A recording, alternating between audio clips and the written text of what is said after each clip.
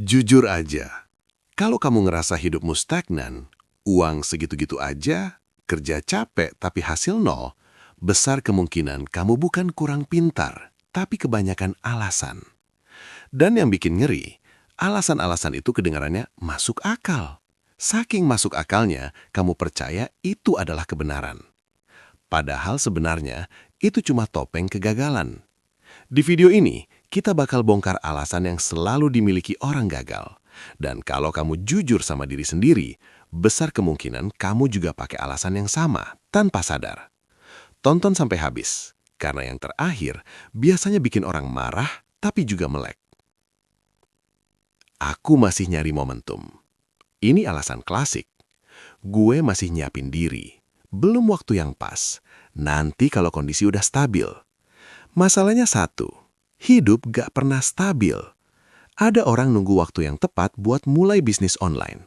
Nunggu modal cukup, skill sempurna, nunggu mental siap. 5 tahun lewat, yang berubah cuma umur. Sementara temannya yang asal mulai, udah gagal 3 kali. Tapi di tahun keempat justru tembus. Orang gagal nunggu momentum. Orang berhasil bikin momentum. Gue bukan orang pintar. Ini alasan favorit yang kelihatannya rendah hati, padahal sebenarnya nyerah sebelum perang. Gue nggak sepintar mereka, gotak gue emang segini. Gue bukan tipe orang sukses. Faktanya, orang sukses bukan yang paling pintar, tapi yang paling tahan malu, tahan gagal, dan tahan capek. Banyak pengusaha besar bukan lulusan top. Banyak konten kreator besar awalnya jelek. Banyak pekerja sukses awalnya cupu. Yang beda cuma satu, mereka gak berhenti cuma karena gak jago di awal. Orang gagal ngira pintar itu bakat. Orang berhasil tahu pintar itu hasil latihan. Gue gak punya modal. Ini alasan paling sering dipakai dan paling susah dibantah kalau kamu malas mikir. Kalau punya modal juga gue bisa. Enak dia, orang tuanya kaya. Gue kalah start. Iya, hidup emang gak adil. Tapi pertanyaannya bukan itu. Pertanyaannya kamu mau kalah selamanya atau mau cari jalan lain? Ada orang mulai dari HP kentang, internet nebang, skill belajar gratis. Bukan karena dia jenius, tapi karena dia kehabisan alasan.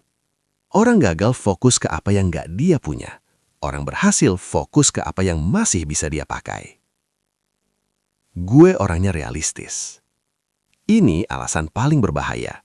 Karena kelihatannya dewasa. Gue realistis aja, jangan kebanyakan mimpi. Hidup gak seindah motivator. Masalahnya, realistis sering dipakai buat nutupin rasa takut. Takut gagal, takut diketawain, takut kelihatan bodoh. Semua perubahan besar di dunia dimulai dari orang yang dibilang gak realistis. Yang realistis biasanya aman, tapi jarang lompat jauh. Orang gagal bangga jadi realistis.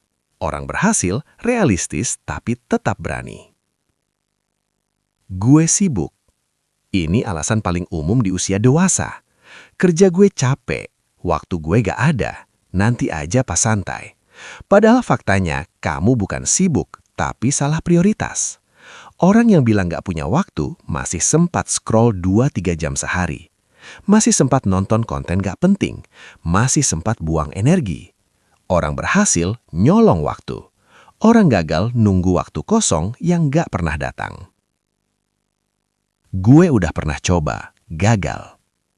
Ini alasan yang paling menyedihkan, tapi juga paling sering dijadikan tameng. Udah pernah nyoba, gak berhasil, jadi malas ngulang. Masalahnya, gagal 1 kali bukan bukti kamu gak bisa. Itu cuma bukti kamu baru mulai. Banyak orang berhenti di percobaan pertama. Padahal percobaan pertama itu biasanya memang jelek. Yang beda cuma satu.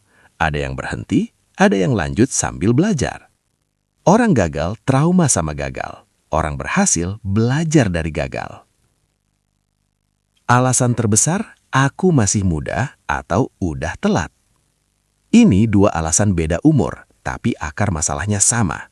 Yang muda bilang, santai, masih panjang. Yang tua bilang, percuma, udah telat. Padahal dua-duanya salah. Waktu gak nunggu siapapun, dan penyesalan selalu datang belakangan.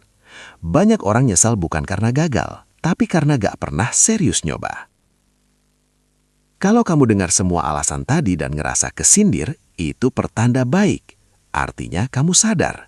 Karena orang gagal bukan yang hidupnya hancur, tapi yang hidupnya jalan, tapi gak pernah benar-benar maju.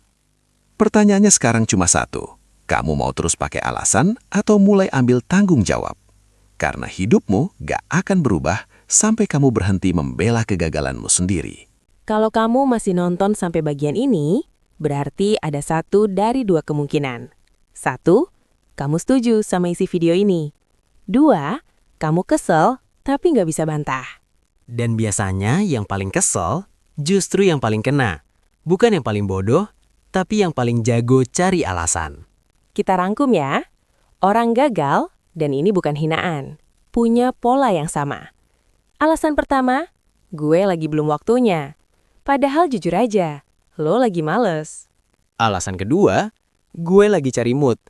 Lucunya, orang sukses kerja dulu, baru mood datang. Lo nunggu mood, ya wajar, hidup lo jalan di tempat. Yang ketiga, ini favorit netizen. Sistemnya nggak adil. Iya, sistemnya emang nggak adil. Terus kenapa? Dunia nggak pernah janji adil.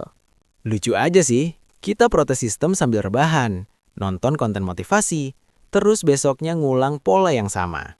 Ini yang jarang dibahas.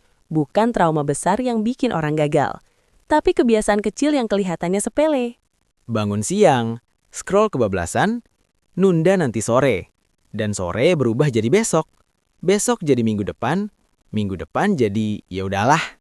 Gue pernah ngobrol sama orang yang bilang, gue capek kerja keras, tapi hidup gue gini-gini aja. Pas ditanya, kerja kerasnya di mana? Ternyata kerja kerasnya itu, kerja keras mikirin alasan, kerja keras nyalahin keadaan, kerja keras cari pembenaran. Dengerin ini baik-baik. Kalau hidup lo nggak berubah 3 tahun terakhir, itu bukan karena lo kurang pintar, tapi karena lo nyaman sama alasan lo sendiri. Dan kenyamanan itu mahal, bayarnya pakai masa depan. Mulai hari ini, lo punya 2 pilihan.